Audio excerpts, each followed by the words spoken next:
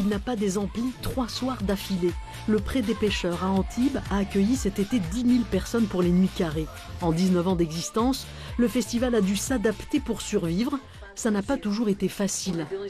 Il y a des années où on a perdu, très peu d'années où on a gagné.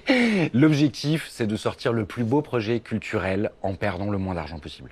On essaye de trouver la viabilité d'un modèle intermédiaire, raisonnable, sur 3 soirées à 3-4 artistes par soir, en proposant une politique tarifaire toujours adaptée. Financée par la billetterie, la ville et des partenaires privés, les Nuits Carrées sont à l'équilibre.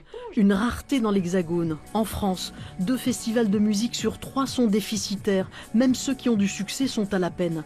Ainsi, 68% des festivals qui atteignent un taux de remplissage de 90% sont dans le rouge. Une fréquentation élevée n'est plus synonyme d'équilibre budgétaire. Assurance, frais techniques, sécurité, les coûts flambent. Les cachets des artistes ont pris 10% en 10 ans. Avance, le directeur des Nuits du Sud a bien une idée, la mutualisation des coûts avec d'autres festivals. Ça permettrait effectivement, probablement, de rentrer dans de négociations qui nous permettraient parfois de négocier certains prix. Un festival Nuit du Sud ou d'autres festivals, on est sur le coût global par rapport au budget, autour de 30%, rien que pour l'artistique. Autre piste d'économie, demander à d'autres intervenants d'être moins gourmands.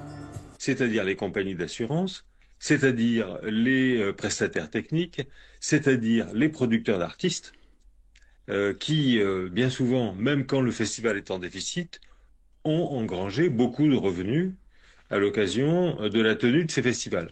Donc ils soient un peu en position d'avoir à renoncer à tuer la poule aux œufs d'or.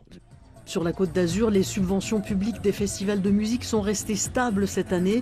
Les organisateurs espèrent qu'elles se maintiendront après les échéances électorales de 2026.